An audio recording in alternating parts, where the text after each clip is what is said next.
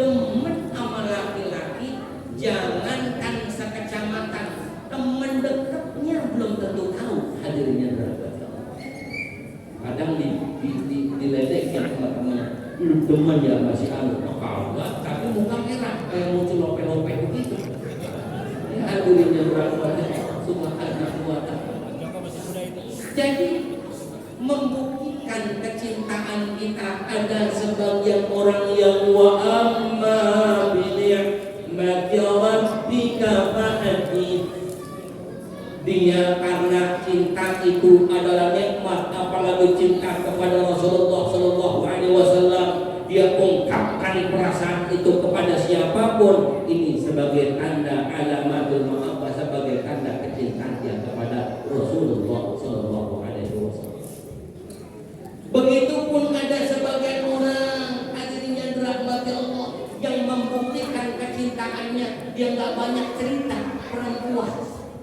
Maka boleh saja, ya, boleh saja, walaupun sebagian ulama masing-masing punya dalil.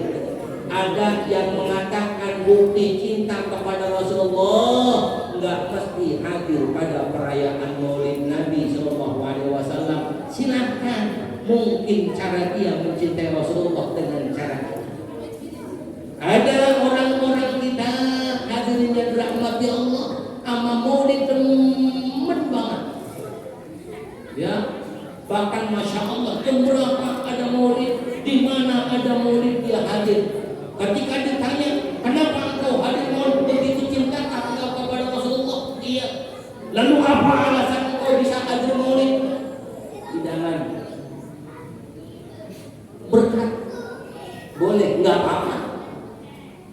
Karena ma'asyiral hadirin yang dirahmati Allah Subhanahu wa ta'ala, sering saya sampaikan, orang yang makan hilangan di perayaan yang diisi dari sejak awal pembacaan surah Yasin, dilanjutkan dengan pembacaan tahlil tarhib, dilanjutkan dengan pembacaan cerita kisah Rasulullah Sallallahu Alaihi Wasallam, maka insya Allah makanan yang ada di hadapan kita ini adalah makanan yang diberkati oleh Allah Subhanahu Wa Taala. Kalau memang ada sisa, makanan itu boleh kita bawa, yang tadinya berkah jadi berkah, hadirnya berkah. Maka Bapak Ibu, hadirnya kita di peringatan Maulid Nabi, perayaan Maulid Nabi, hakikatnya ditambahkan lagi, diingetin lagi, dikuatin lagi kecintaan kita pada Rasulullah Sallallahu Alaihi Wasallam. Bapak Ibu yang dirahmati Allah, sebab banyak orang yang kadang-kala membuktikan kecintaannya itu aneh tapi nyata. Banyak kasus yang muncul sekarang ini di berita, di beberapa televisi. Ada orang yang meninggal sekeluarga, bapaknya, emaknya, anaknya mati berjamaah. Ini sebagian orang yang meneliti atau penyelidik katakan bahwa orang ini meninggal karena cinta terhadap satu aliran. Bapak Ibu, ada satu aliran yang dia ini ketika dia sudah begitu cinta pada pemahaman itu, bahkan sampai membakar tubuhnya, hidup-hidup, membakar dirinya hidup-hidup.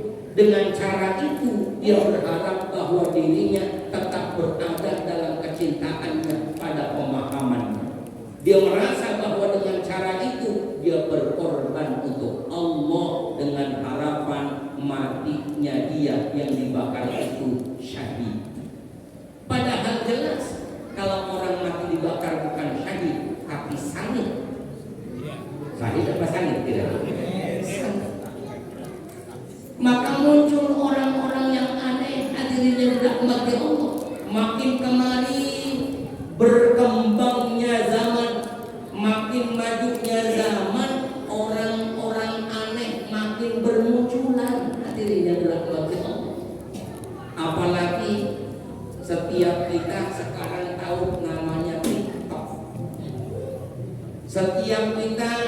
bahkan punya medsos masing-masing.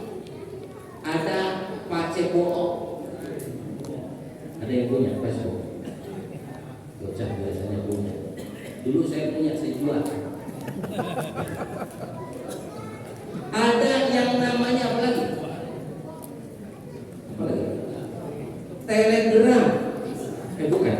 Ya. Pokoknya itu dah, pokoknya. Itu Instagram, hadirnya rahmati Allah, masya Allah. Mereka bangga dengan keanehan masing-masing. Sekarang yang aneh itu yang viral.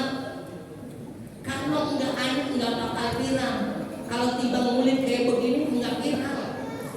Tapi kalau ngulik semuanya pakai sempak doang. Penak berarti. Terima kasih Allah dan rahmati Allah subhanahu wa ta'ala. Jadi musimnya ini musim orang-orang aneh, hadirnya rahmati Allah. Bahkan kalau bicara aneh, makin kemari tentu makin aneh hidup itu. Dulu kita tahu yang namanya makan bakwan ya pakai sambal, enaknya begitu. Dulu kita tahu yang namanya gorengan pakainya saus. Sekarang enggak, roti pakai saus. Aki-aki bingung. Apa roti pakai saus? Pizza kom. Pizza alunan dia tahunya pizza goreng. Itu pisang yang ada di rahmat Allah subhanahu wa ta'ala. Makanan makin aneh, pergaulan makin aneh, lebih pakaian, masya Allah. Bahkan sekarang orang tua perlakuan terhadap anaknya aneh. Anak pun cara berakhlak kepada orang tuanya aneh. Anak kadang-kadang cara salaman aja, cara salaman dia ke pipi. Bocah sekarang Assalamualaikumnya itu udah aneh. Yang namanya Assalamualaikum kan Assalamualaikum. Kadang-kadang bocah pulang sekolah Assalamualaikum. Lah kita orang tua bingung jawabnya apa? Masalah. Yang hadirin yang dirahmati Allah subhanahu wa ta'ala, salamnya udah aneh, kemudian dia cium tangannya juga aneh. Hadirin yang dirahmati Allah subhanahu wa ta'ala. Lebih aneh kadang-kadang ada orang tua, si anak ini punya pacarnya nyampe ke rumah. Assalamualaikum, waalaikumsalam. Ma, Pak, si Ano ada. Ntar gua panggilin. Tuh, aneh apa enggak orang tua ini? Dipanggilin itu si bocah yang dia belum nikah, hadirin dirahmati Allah. Bahkan kata si orang tua, ketika anak duduk berdua-dua di depan di teras rumahnya, jangan di depan, malu, masuk aja tidak ke dalam. Aneh nggak tuh orang tua? Aduh subhanallah. Masuk aja ke dalam. Ya Allah, ya Allah. Lebih aneh lagi, bapak pamit dulu ya, ngobrol-ngobrol aja dan berdua lah. Ntar itu anak diobok-obok, kira-kira aneh kalau nggak hadirnya dirahmati Allah subhanallah. Tapi yang aneh-aneh itu seolah nggak jadi aneh hari ini hadirnya dirahmati Allah. Bahkan LKMD lamaran kagak melendung doang. Ada nggak yang begitu? Lamaran kagak melendung doang. Kan dua anak buat masya Allah. Itu perkara yang mestinya aneh. Wah, udah nggak aneh. Seolah-olah sudah biasa. Perkara yang aneh ini hadirnya dirahmati Allah makin menjadi-jadi di negeri kita. Bahkan masya Allah banyak anak-anak muslimah ngakunya muslim, kadang-kadang bajunya kokoh, pakai pecinya bagus, hadirnya dirahmati Allah. Masuk geng motor, dia bawa parang kemana-mana. Dulu yang kita tahu orang bawa parang biasanya ke sawah ngarit. Sekarang enggak, makin aneh, parang dibawa di pinggir jalan. Saya kadang pulang biasanya jam 1 dari sini. Biasanya tuh lewat cedak apa-apa. Ya. Itu hadirnya dirahmati Allah. Pernah satu saat itu saya ada di tengah-tengah gerombolan geng. Masya Allah, dia lempar-lemparin batu, dia lempar-lemparin botol minuman, kemudian pedang yang panjang itu diseret-seret di aspal sampai keluar api. Saya takut, iya. Yang hadirinnya rahmati Allah Subhanahu wa Ta'ala. Tapi kan ada Allah. Kita zikir ya Allah, kalau memang mati syahid ya Allah. Kalau memang saya masih Engkau panjangkan umur, berikan kekuatan superhero ya Rasul, masya Allah. Jadi Superman saya, Superman. Hadirin hadirat Bapak Ibu yang dirahmati Allah Subhanahu wa Ta'ala.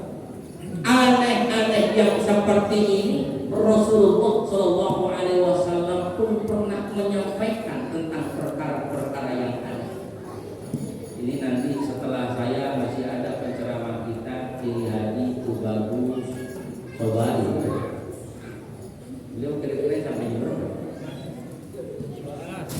Ya mudah-mudahan sih 5 menit kali sampai. Ya. Bang mau panjang mau pendek ongkos sama. Ma'asyiral hadirin yang dirahmati Allah Subhanahu wa Ta'ala. Rasulullah Shallallahu Alaihi Wasallam pernah membicarakan tentang hal-hal yang aneh terkait dengan urusan agama. Apa kata Nabi yang pertama? Hadirin yang dirahmati Allah, al-masjidu gharib. Masjid itu menjadi aneh. Pak, Bu, masjid itu jadi aneh. Kapan masjid itu jadi aneh? Hadirin yang dirahmati Allah, fima baina qaumin la yusalluna bih. Masjid menjadi aneh ketika berada di sekeliling orang-orang yang malas datang ke masjid. Ada nggak kira-kira orang yang malas datang ke masjid? Subhanahu wa ta'ala. Ini masya Allah Bapak Ibu yang dirahmati Allah. Kalau hari ini kita datang ke masjid enak, karpetnya bagus, datang ke masjid enak, AC-nya hidup, datang ke masjid enak, kipas anginnya nyala, datang ke masjid enak, terang lampu dan sebagainya. Boleh kita lari sedikit ke Palestina. Saudara-saudara kita yang mereka rajin ke masjid, hadirnya dirahmati Allah, masjidnya bukan lagi dihamparkan dengan karpet yang bagus kayak seperti ini, tapi hamparan masjidnya penuh dengan puing-puing akibat dihantam bom oleh orang-orang Israel. Makanya alhamdulillah kalau kayak kita. Ma'asyiral hadirin yang dirahmati Allah, padahal masjid ini dikatakan masjid ini benteng. Maka Bapak Ibu yang dirahmati Allah, Pak, kalau benteng bocah sebetulnya gampang. Apa yang kita bentengi? Gak usah yang kita pakai baju robot, gak usah biar 2 kali, gak penting itu. Yang paling penting membentengi akidah anak-anak kita, membentengi iman anak-anak kita. Suruh mereka istiqomah datang ke masjid. Kalau bocah kita suruh datang ke masjid, Bapak Ibu yang dirahmati Allah, biasanya bocah sekarang itu masya Allah kritis. Kalau kata bapaknya, Tom, sono berangkat ke masjid, bapaknya kagak, kan begitu ya? Maka Bapak Ibu yang dirahmati Allah Subhanahu wa Ta'ala, meskipun kita belum sanggup untuk datang ke masjid, setidaknya anak-anak kita, cara melindungi anak-anak kita, hadirin dirahmati Allah, adalah dengan mengistiqomahkan mereka, dengan cara memunculkan kecintaan